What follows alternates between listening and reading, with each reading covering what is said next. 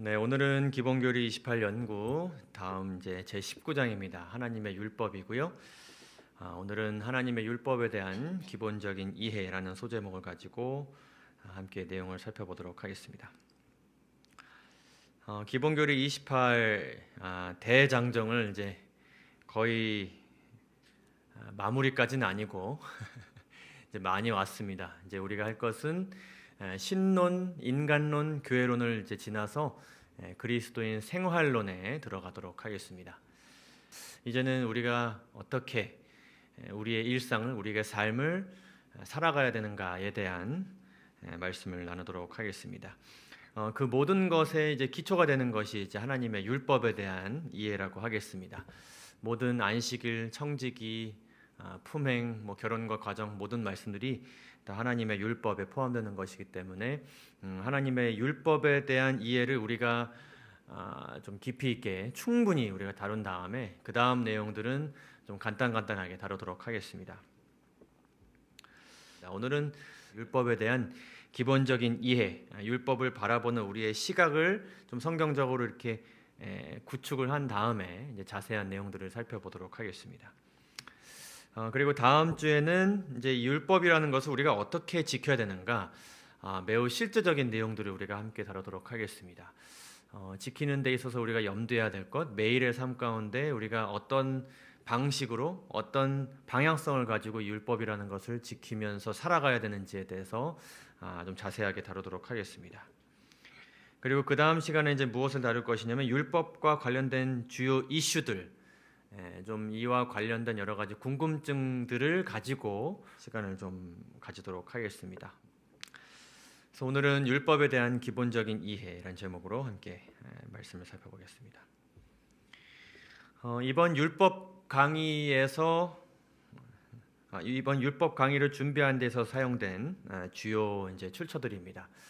제가 이제 출처를 일일이 다 밝히지 않아도 이런 것들을 토대로 해서 이런 것들이 정리됐구나라는 것을 좀 생각해 주시면 좋을 것 같습니다. 19번째 하나님의 율법, 기본교리, 기본신조 내용 함께 읽고 시작을 하도록 하겠습니다. 다 함께 읽어볼까요? 하나님의 율법의 시작. 하나님의 율법의 위대한 원칙들은 십계명을 통해 구체화되고 그리스도의 생애를 통해 예시되었다.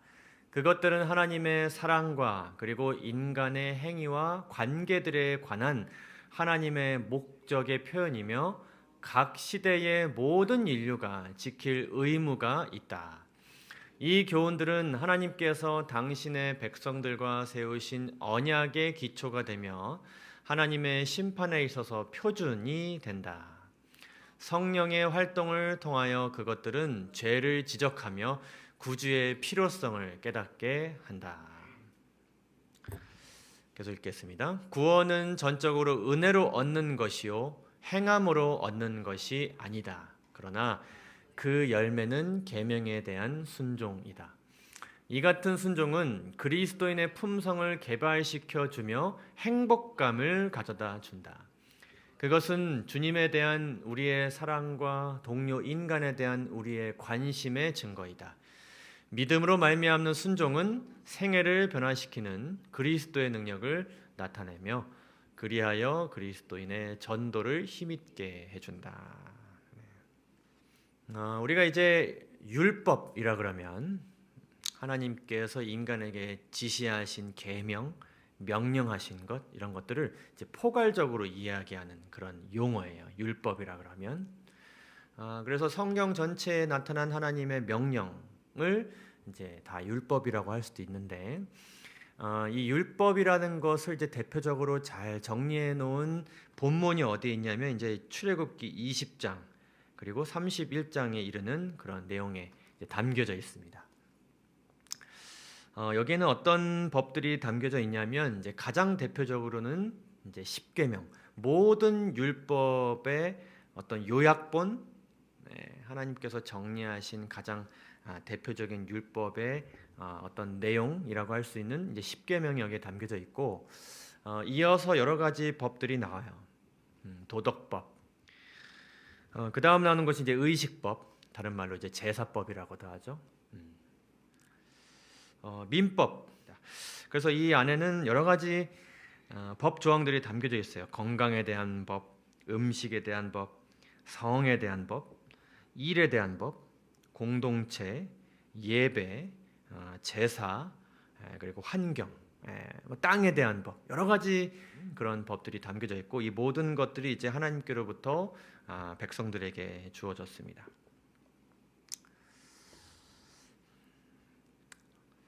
근데 그동안 하나님께서는 백성들에게 여러 가지 말씀들을 주셨는데 어떤 경로로 그분의 말씀을 주셨냐면 선지자들을 통해서 주셨어요. 그런데 하나님의 법, 하나님의 율법만큼은 하나님께서 직접 전달하셨어요. 친히 전달하셨어요. 출애굽기 19장 9절을 보시게 되면 이제 십계명과 그 법들이 선포되기 전의 장면이 나오는데 이렇게 기록합니다. 여호와께서 모세에게 이르시되 내가 빽빽한 구름 가운데서 내게 임함은 내가 너와 말하는 것을 백성들이 듣게 하며 또한 너를 영영이 믿게 하려 함이니라라고 말씀하셨는데 하나님께서 이 율법이라는 것을 백성들에게 전달하시기 위해서 내가 만물의 창조주이신 하나님께서 하늘에서 어디까지 내려오신 거예요? 인간을 해치지 않을 최소한의 거리까지 오셔가지고 직접 그분의 음성으로 이 법을 전달하신 것입니다. 다른 것들은 선지자들의 꿈을 통하여서 이상을 통하여서 어떤 만남을 통하여서 이렇게 전달하셨는데 하나님의 율법만큼은 어떻게 전달하셨다고요? 친히 그 하늘의 보좌에서 백성들 곁까지 직접 내려오셔서 전달하셨다. 그래서 하나님께서 그분의 법을 선포하시는 이 장면이 성경에 나오는 하나님과 백성의 가장 가까이 만나는 장면이에요. 그래서 하나님께서 주신 모든 말씀들이 다 중요하겠지만 이 율법이라는 것이 가지는 이 무게감이라는 것이 다른 거죠. 그 엄숙함, 그 진지함이 아주 다르고 크고 중대하다는 것을 우리가 느끼게 되는 것이죠. 하나님께서 이때 선포하신 십계명, 출애굽기 20장 3절에서 17절에 이르는 이 말씀, 우리가 좀 간단하게 그 내용을 살펴볼까요? 첫 번째 계명은 무엇이죠? 첫째, 너는 나 외에는 다른 신들을 내게 두지 말라라는 명령을 처음에 주셨어요. 자, 두 번째는 뭐죠? 너를 위하여 새긴 우상을 만들지 말고, 제가 좀 요약했지만 그것들을 절하지 말고 또 섬기지 말라 말씀을 주셨습니다. 세 번째는 무엇이죠? 내 하나님 여호와 이름을 망령되게 부르지 말라. 여기서 망령되게라는 것은 이제 함부로 부르지 말라라는 말씀이에요. 네 번째, 안식일을 기억하여 거룩히 지키라 말씀하셨고, 내 부모를 공경하라, 살인하지 말지니라, 간음하지 말지니라, 도둑질하지 말지니라. 그리고 내 이웃에 대하여 거짓 증거하지 말라. 그리고 마지막으로 내 이웃의 집을 탐내지 말라. 10가지 계명을 주셨습니다. 하나님께서 직접 내려오셔서 친히 그분의 음성으로 주신 10가지 법입니다. 우리가 이 계명을 좀 여러 가지 기준을 가지고 나눌 수 있는데 1번과 2번은 어떤 것을 이야기하는 것이냐면 하나님은 몇 분이시다? 한 분이시다. 하나님 외에는 다른 신이 없다는 것을 선포하는 계명이 이제 첫째와 두 번째 개념입니다. 그래서 하나님 외에 다른 것을 섬기고 다른 것을 신으로 믿는다 그러면 첫째, 둘째 계명을 범하는 것이죠. 세 번째와 네 번째는 무엇일까요? 하나님의 이름과 안식일은 무엇하다? 거룩하다, 순결하다, 깨끗하다, 하나님과 같다라는 거예요. 그래서 하나님의 이름과 안식일은 함부로 다뤄서는 안 돼요. 하나님의 이름을 함부로 이제 오용한다거나 인간적인 어떤 욕심과 내 어떤 뜻을 이루기 위해서 하나님의 이름을 막 사용한다거나 그러면 안 돼요. 안식일의 시간도 마찬가지예요. 거룩하게 그 시간을 하나님께서 구별하신 것이기 때문에 그 시간 그 시간 가운데 아무거나 그냥 생각난 대로 그렇게 보내서는 안 돼요. 자, 그 다음에 5번째와 7번째 내부모를 공경하라와 간음하지 말라. 이것은 가정에 대해서 이야기하고 있어요. 가정은 아주 신성한 것이다라는 것을 말씀하고 계세요. 가정 가운데 이 구성원들을 대하고 하는 것이 굉장히 신성한 것으로 함부로 막 해서는 안 되는 것으로 하나님께서 분명하게 명령을 주셨어요. 그리고 6번째와 8번째는 인간의 생명에 대해서 다루고 있죠. 인간의 소유에 대해서 또한 다루고 있고요. 누구도 누군가의 생명이나 소유를 앗아갈 수 없다. 그 생명과 소유는 누구에게 속한 것일까요? 그것들을 주신 하나님께 속한 것입니다. 그래서 그것들을 어떻게 할 것인지에 대해서는 하나님께서 결정하시는 것이고, 타인이 다른 사람의 생명과 소유를 함부로 이렇게 할 수 없다는 것을 말씀해 주고 계십니다. 마지막 9번째와 10번째는 무엇인가 하면은 개인과 사회는 반드시 보호받아야 한다. 소중히 다뤄져야 된다라는 것입니다. 그래서 어떤 사람도 차별받아서는 안 되고 취급받아서는 안 된다라는 것을 하나님께서 명령하였습니다. 이 십계명을 또 2가지 범주로 또 나눌 수 있는데 1번부터 4번까지는 하나님의 관계에 대해서 다루고 있습니다. 그래서 예수님께서는 하나님의 율법을 2 범주로 나눠서 말씀하셨는데, 마태복음 22장 30절을 보시게 되면 내 마음을 다하고 목숨을 다하고 뜻을 다하여 주 너의 하나님을 사랑하라 라고 말씀하셨는데, 하나님을 사랑하는 방법이 무엇인가? 어떻게 하는 것이 하나님을 사랑하는 것인가? 우리가 사랑하는 관계 속에서도 상대방이 원하는 방식대로 우리가 사랑을 표현할 수 있고, 내가 원하는 방식대로 사랑을 표현할 수 있잖아요. 그렇죠? 근데 진정한 사랑의 방식은 뭐예요? 누가 원하는 대로 사랑을 표현하는 것이 진정한 사랑의 방식일까요? 상대가 원하는 방식대로. 하나님께서는 어떤 사랑의 표현을 원하시냐면 나 외에 다른 신을 경배하지 않는 것을 원하시고, 내 이름을 망연되게 부르지 않는 것을 원하시고, 나와 더불어 이 안식일을 함께 보내시는 것을 원하십니다. 그러한 사랑의 표현을 원하시는 것이죠. 그리고 5번째부터 10번째 이르는 이 계명은 누구와의 관계? 인간과의 관계를 다루고 있어요. 그래서 예수님께서 이어서 말씀하셨죠. 내 이웃을 내 자신같이 사랑하라. 인간은 어떻게 사랑하기를 원하시는가? 부모를 공경하고 살인하지 말고 이런 방식으로 인간을 사랑하라라는 그런 것을 알려주셨습니다. 이 계명을 주시고 하나님께서는 뭐라고 말씀하셨냐면, 그런즉 너희 하나님 여호와께서 너희에게 명령하신 대로 너희는 삼가 행하여 좌로나 우로나 치우치지 말고 너희 하나님 여호와께서 너희에게 명령하신 모든 도를 행하라 라고 말씀하셨어요. 이 계명들을 우리가 어떻게 하고 살아가야 됩니까? 어떻게 하고 살아가야 돼요? 지키고 행하면서 살아가야 됩니다. 그리고 하나님께서 뭐라고 말씀하셨냐면, 죄를 짓는 자마다 불법을 행하나니 죄는 불법이다 라고 말씀하셨는데, 이러한 계명들을 지키지 않는 것, 법을 지키지 않는 것, 불법을 행하는 것을 하나님께서는 죄다라고 말씀을 하시는 것이죠. 또 좀 정리를 해보면, 하나님께서 이 계명이라는 것을 주시기 위해 친히 이 땅으로 내려오셨다. 아주 엄중한 중대한 아주 엄숙한 분위기 속에서 이것을 주셨다. 그리고 이 계명들을 주시면서 이것들을 지키라고 행하셨고, 이것을 지키지 않을 시에는 우리가 불법을 행한다, 죄를 짓는다라고 말씀하신다라는 것입니다. 자, 그렇다면 우리가 이제 이와 관련돼서 다룰 수 있는 중요한 주제들이 있어요. 첫 번째는 우리가 이것을 꼭 지켜야 되는가? 반드시 지켜야 되는가? 이 질문에 대한 답이 필요하겠죠. 이것도 굉장히 중요한 질문이에요. 지금도 지켜야 하는가? 그때 지켜야 되는 것이 아닌가? 지금까지도 나도 이것을 꼭 다 지켜야 되는 것인가? 이런 질문을 하는 사람들이 있어요. 세 번째는 지켜야 되는 걸 우리가 무엇을 지켜야 되는 것인가? 다 지켜야 되는 것인가? 정말 다라고 한다면 정말 100%를 다 지켜야 되는 것인가? 다 지켜 행하여야 하지만 어떤 부분은 이 시대에 지키지 않아도 되는 것이 있고 또 이 시대까지도 반드시 지켜야 되는 것들이 있어요. 거기에 대한 해석들이 교회마다 조금씩 또 다르기도 해요. 지킨다면 어떻게 지켜야 되는 것인가? 어떻게 지켜야 되는 것인가? 이것에 대한 답도 우리가 함께 살펴볼 수 있겠습니다.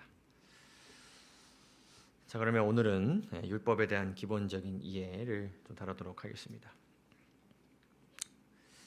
첫 번째로 우리가 살펴보고자 하는 것은 율법이란 무엇인가? 율법이란 무엇인가? 여러분, 율법이란 무엇인가요? 라는 질문을 받는다면 여러분 어떻게 대답을 하시겠습니까?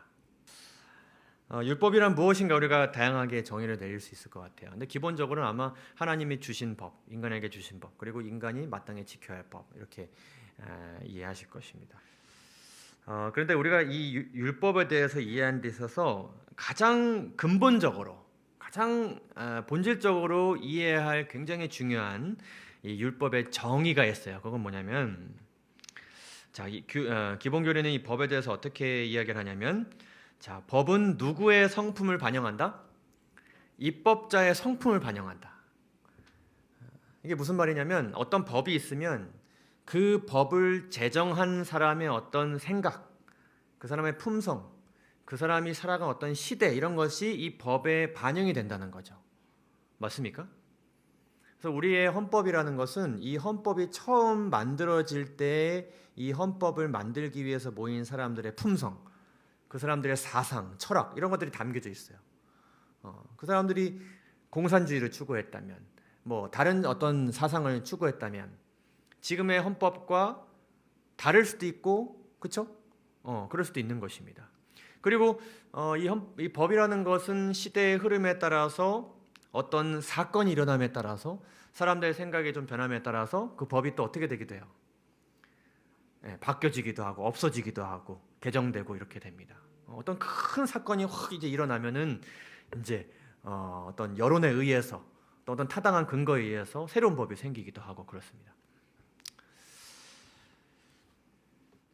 그래서 이 법이라는 것은 입법자의 성품을 반영한다. 그래서 예내시는 이 법에 대해서 이렇게 정의를 내립니다. 율법은 하나님의 품성의 사본이다. 이 율법이라는 것은 누구를 드러내는 거예요? 그것을 제정하신 하나님을 드러내는 것입니다. 이것이 율법에 대한 우리의 가장 기본적인 이해가 되어야 돼요. 하나님이 어떤 분이신가? 말씀을 보니 이런 분이신 것 같기도 하고 저런 분이신 것 같기도 한데 우리가 하나님의 품성이 어떤 것인지를 밝히 보기 위해서는 무엇을 보면 돼요? 하나님께서 명령하신 율법의 내용을 보면 돼요. 자, 그래서 성경에는 하나님에 대해서도 여러 가지로 묘사를 하고 또한 율법에 대해서도 여러 가지로 묘사를 하는데 이런 공통된 모습들이 발견됩니다. 시편 145편에 여호와께서는 그 모든 행위에 의로우시며 라고 말씀하시는데 시편 119편에는 주의 모든 계명들이 다 어떻다? 의롭다 이렇게 말씀합니다.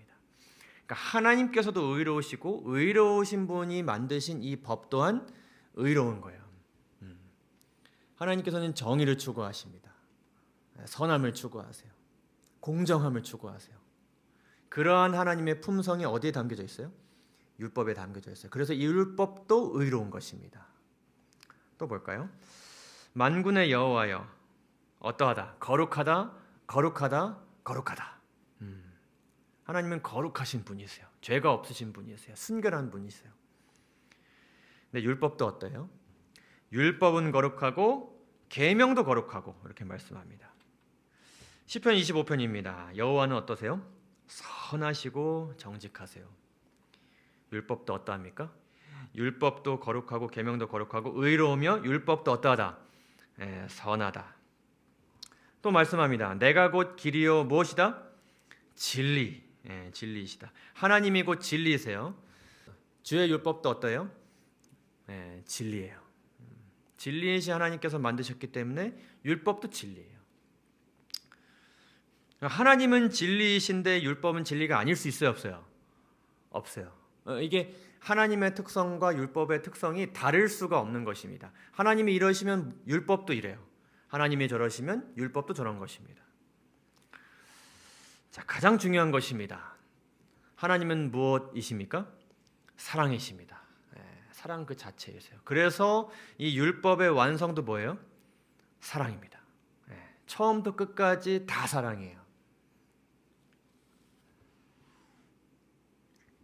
그래서 성경은 하나님의 품성과 율법의 특성을 이렇게 동일시하고 있어요. 동일시. 그래서 우리가 만약에 어떤 율법에서 너희는 이렇게 살아가라 라는 명령을 우리가 보게 되면은 여기에는 어떤 내용이 담겨져 있는 것과 같냐면 너희가 이렇게 살아야 돼 라고 말씀하시기 이전에 이것에 담겨진 메시지는 뭐냐면 누가 그렇게 살아가고 있다, 내가 그렇게 살아가고 있다는 것이 담겨져 있다는 것을 우리가 이해할 필요가 있는 것이죠. 누가 먼저 그렇게 살아가고 계세요? 하나님께서 그렇게 살아가고 계세요. 내가 그런 생각을 가지고 있다, 내가 그런 사상을 가지고 있다, 내가 그렇게 살아가고 있다, 내가 그런 방식을 추구하고 있다 라는 것이 모든 하나님의 율법에 담겨져 있는 바인 것이죠. 그래서 요한복음 15장을 보시게 되면 그 내용이 분명하게 기록되어 있어요. 아버지께서 나를 사랑하신 것 같이 누구도 나도 너희를 사랑하였으니 나의 사랑 안에 거하라. 내가 아버지의 계명을 지켜 그의 사랑 안에 거하는 것 같이 누구도 너희도 내 계명을 지키면 나의 사랑 안에 거하리라. 그러니까 우리가 계명을 지키는 것 이전에 누가 계명을 지키시는 거예요? 하나님이 그 계명을 지키시는 것입니다. 우리가 사랑 안에 거하는 것 이전에 누가 사랑 안에 계세요? 하나님이 사랑 안에 계시는 것입니다. 그래서 율법을 통해 하나님께서 어떤 마음으로 살아가시고 어떤 것을 중요하게 여기시고 어떻게 살아가는지를 우리가 먼저 알 수 있게 되는 것입니다. 그래서 이것은 단순히 하나님께서 백성들에게 주신 규율이나 계명, 법칙, 원칙 정도가 아닌 것입니다. 그래서 우리가 여러 가지 예들을 살펴볼 수 있겠지만은 우리가 굉장히 중요하게 여겨야 되는 것이 무엇인가 하면 이것이에요. 하나님께서는 변하세요? 안 변하세요? 안 변하세요. 그럼 뭐 또한 변하지 않는 거예요? 율법도 변하지 않는 것입니다. 자연스럽게 우리가 이렇게 이해할 수 있는 것이에요. 하나님이 변하시지 않는데 어떻게 율법이 변할 수 있습니까? 율법이 곧 누구와 같은데? 하나님과 같은데. 우리가 이 이해를 가지면 많은 것들이 해결될 수 있어요. 야고보서 1장에 이렇게 기록합니다. 그는 변함도 없으시고 회전하는 그림자도 없으시니라. 마찬가지로 진실로 너에게 이르노니 천지가 없어지기 전에는 율법의 1.1획도 결코 없어지지 아니하고 다 이루리라. 마치 누구처럼? 하나님 자신처럼. 근데 만약 하나님의 율법이 변경된다고 믿는다면 어떤 것일까요? 다니엘서 7장을 보시게 되면 하나님을 대적하는 가장 대표적인 그 세력이 때와 무엇을 고치고자 할 것이라 그랬어요? 법을 고치고자 할 것이라 그랬어요. 이 사람을 얘기하죠. 그렇죠? 작은 뿔.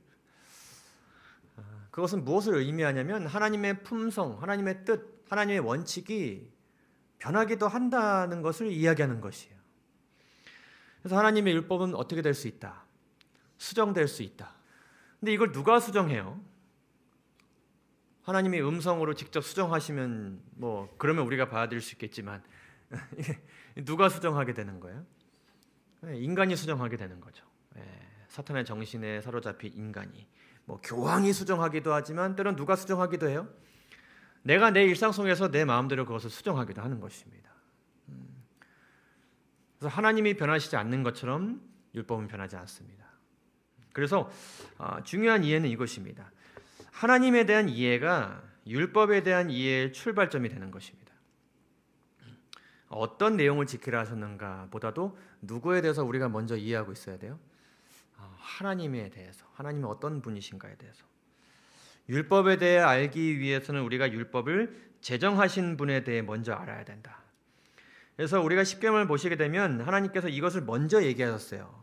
어떤 내용을 지켜야 되는지를 이야기하시기 전에 이 율법을 제정하신 분, 이것을 주는 하나님이라는 내가 어떤 존재인지를 먼저 얘기하셨어요. 나는 너를 애굽 땅 종되었던 집에서 인도하여 낸 내 하나님 여호와니라. 이것으로부터 이 십계명이 시작되는 것입니다. 이 계명이라는 것을 나와 아무런 상관없는 존재가 줄 수 있어요. 그렇죠? 나에게 누군가 이렇게 지시를 내리는데 나랑 아무런 상관없는 사람이 갑자기 지시를 내릴 수도 있어요. 아니면 조금 친한 사람이 지시를 할 수 있어요. 아니면 나의 가족이 지시를 내릴 수도 있고. 그 지시사항이라는 것을, 그 계명이라는 것을 누가 나에게 주시는지 그거를 우리가 알 때에 그 지시사항을 대하는 우리의 태도가 어떻게 될까요?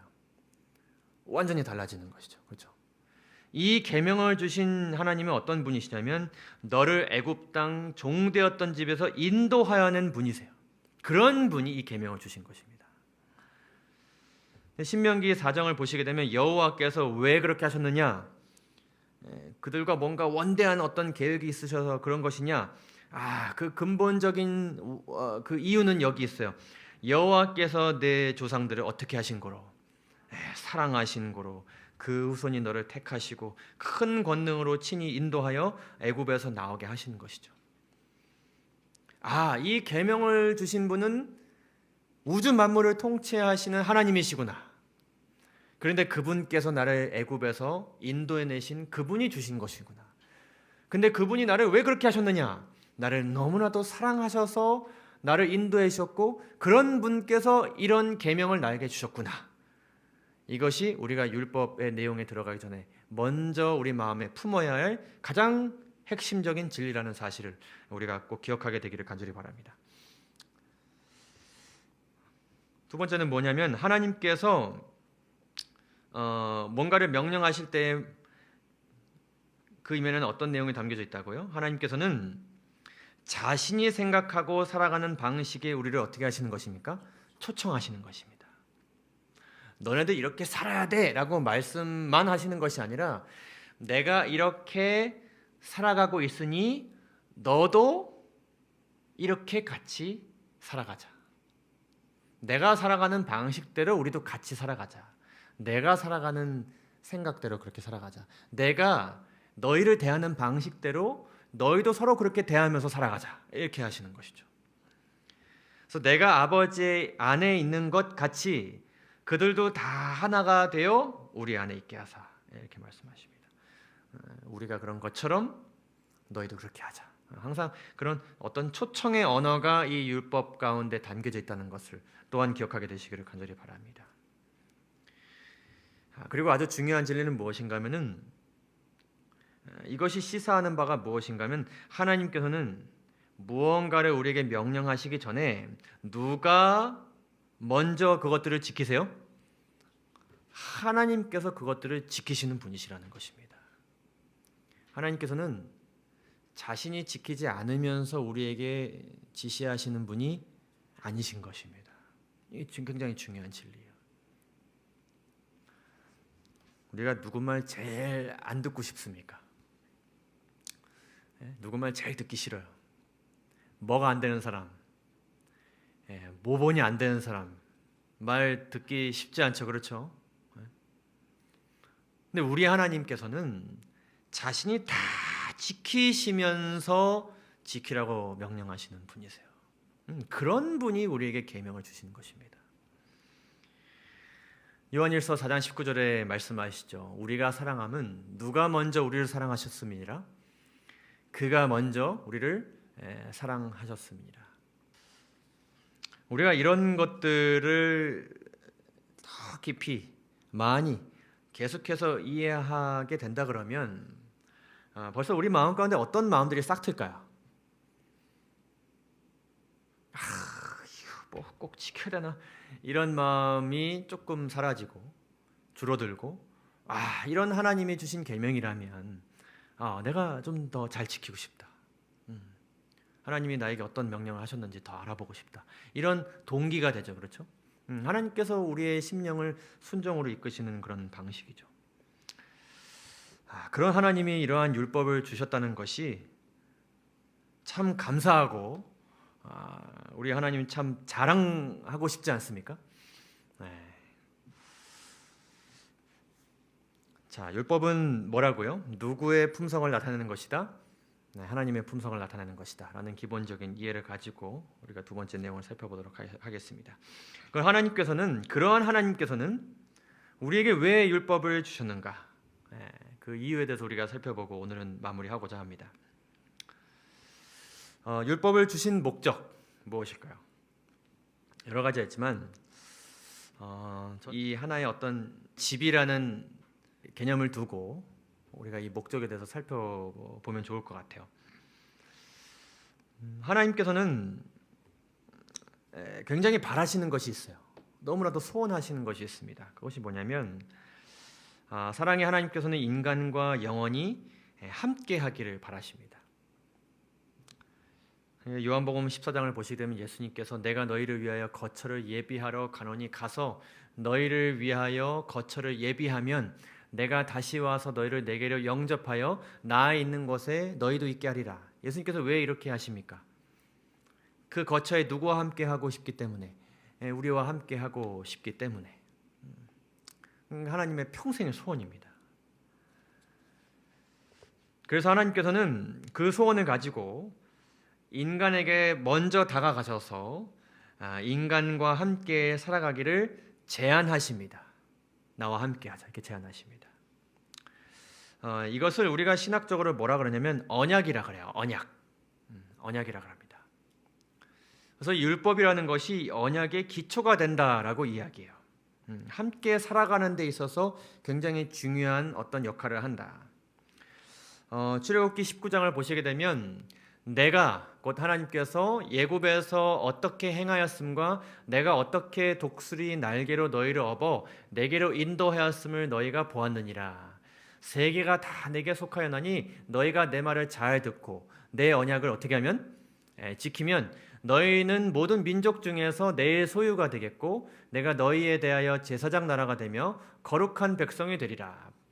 8절에 뭐라고 기록하냐면 백성이 일제히 응답하여 이르되 여호와께서 명령하신 대로 우리가 다 어떻게 할 것이다 행하리이다. 이것은 하나님과 인간이 일종의 이제 언약식을 하는 장면이에요.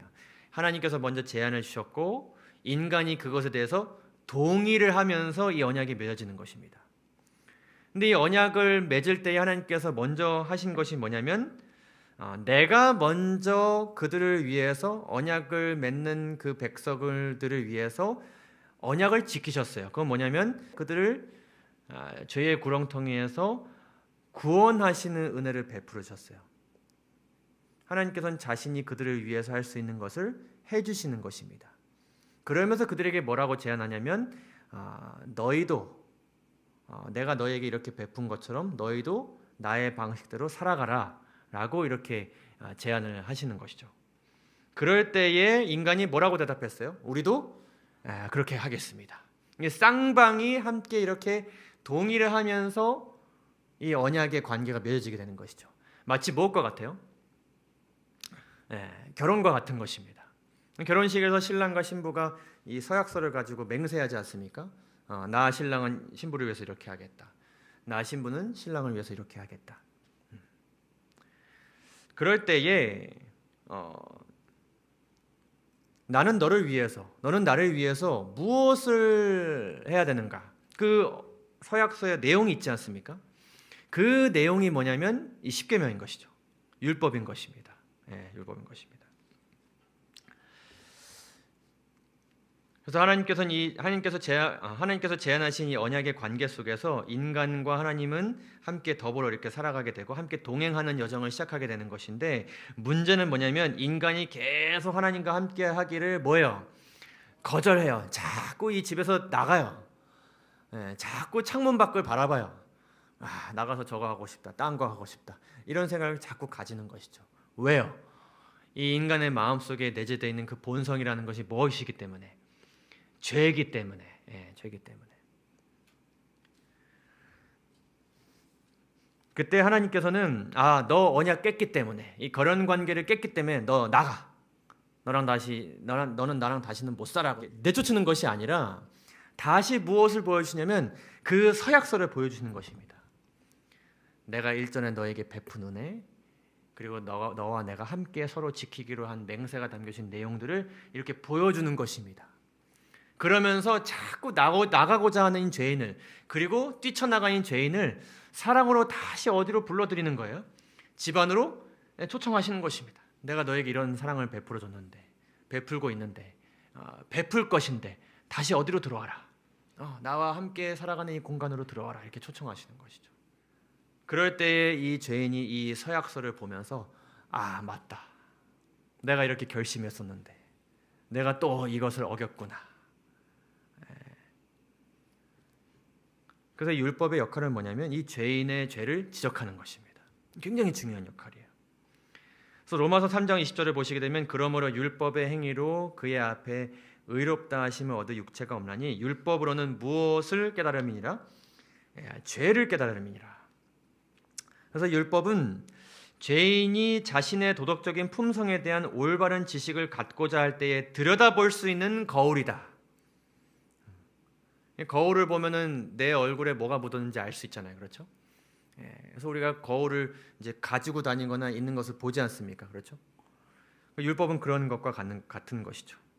내가 어떤 상태에 놓여져 있는지, 내가 하나님의 집 안에서 함께 그 동행하는 그 관계 속에서 있는데 내 마음은 지금 하나님과 같이 하고 있는 것인지 아니면 딴 데 엉뚱한 데 가 있는 것인지를 이 율법을 통해서 계속해서 우리가 살펴볼 수 있는 것이죠. 갈라디아서 3장 24절에 굉장히 중요한 말씀이 있습니다. 이같이 율법이 우리를 누구께로 인도하는, 그리스도께로 인도하는 초등교사가 되어 우리로 하여금 믿음으로 말미암는 의롭다함을 얻게 하려 함이라.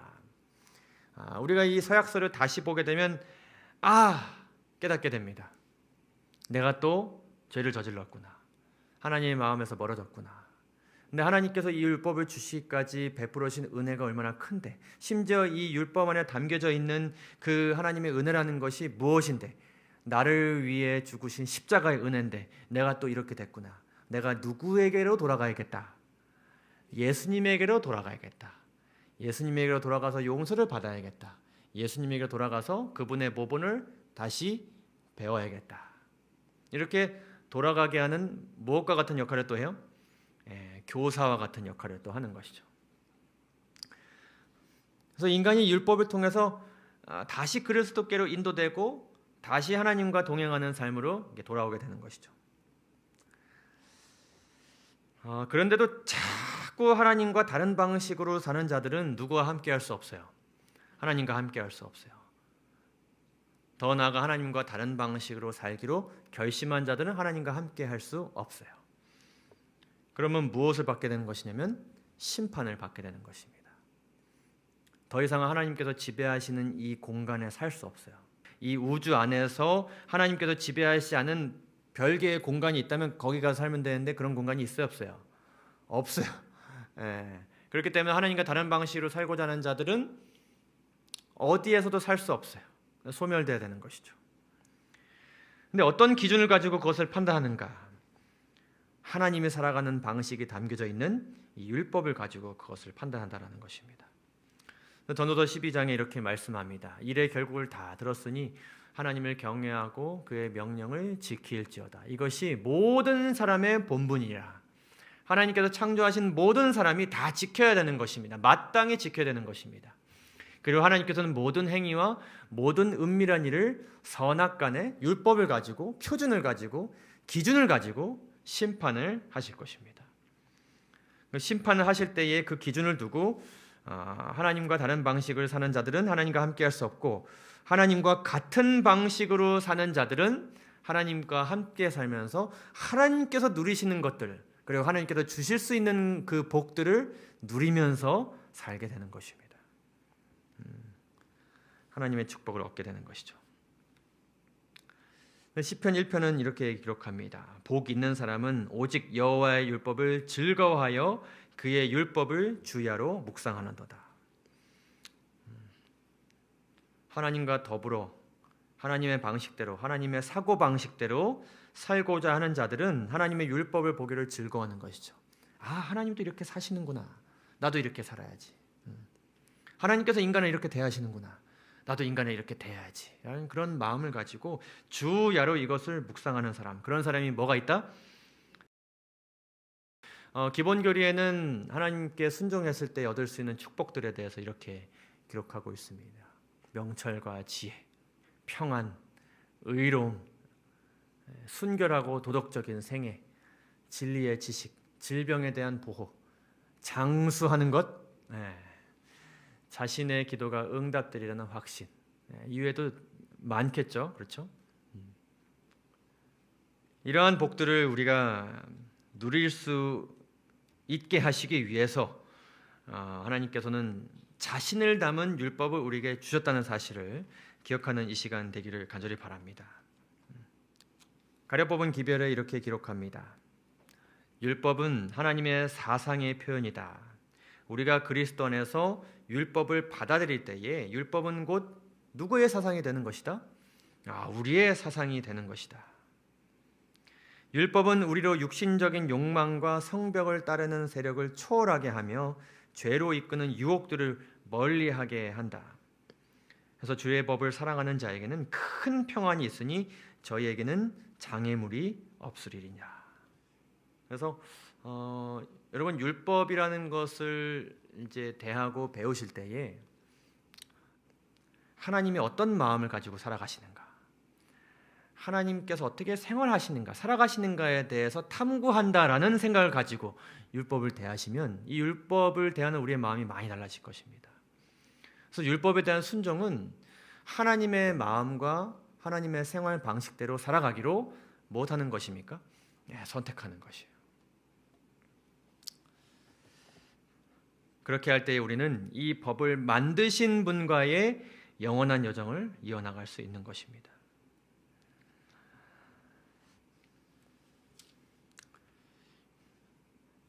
여러분, 우리가 무언가를 이렇게 지적을 받는다고 생각해 보시죠. 거짓말하면 안 돼. 우리가 자녀들에게 이렇게 얘기할 때가 있지 않습니까? 그렇게 살아가면 안 돼. 그런 행동하면 안 돼. 우리도 이런 말들을 이제 많이 들으면서 살아왔죠, 그렇죠? 근데 이러한 이야기를 나를 사랑하시는 분이 말씀하셨다라고 한다면 이 지시를 대하는 나의 마음과 이 지시를 이행하는 우리의 마음은 많이 달라질 것입니다. 나의 모든 필요를 채워주신 분이 거짓말을 하지 말라고 하셨다. 나를 늘 자비롭게 대하시는 분이 그렇게 말씀하셨다. 나를 친절하게 대하시는 분이 그렇게 말씀하셨다. 나를 위해 무엇이든 해주실 수 있는 분, 그렇게 하신 분이 말씀하셨다. 나의 생명의 은인께서 말씀하셨다. 나의 미래를 100% 보장하는 분이 말씀하셨다. 여러분, 우리가 지키는 그 율법이 이런 하나님께로부터 왔다는 사실을 여러분 확신하고 돌아가야 되시기를 간절히 바랍니다. 그래서 이 율법이라는 것은 결국 어떤 것이 되어야 되냐면 지키고 싶은 법이 되어야 되는 것이죠. 그리고 하나님께서 우리에게 하시는 사역은 이 법이라는 것을 우리가 지키고 싶은 마음을 가지고 지키게 만드시기 위해서 하시는 사역들입니다. 그래서 우리가 다음 주에 그 내용을 살펴보도록 하겠습니다. 우리가 율법을 어떻게 지켜야 되는가라고 했을 때 제일 먼저 해야 되는 건 우리가 어떻게 하면 율법을 지키고 싶은 마음을 유지하면서 율법을 지킬 수 있을까에 대해서 자세하게 다뤄보도록 하겠습니다. 우리에게 이 놀라운 율법을 주신 분께 감사 찬송을 돌리는 그런 시간이 되었기를 바라고 오늘 시간을 이렇게 마치도록 하겠습니다. 감사합니다.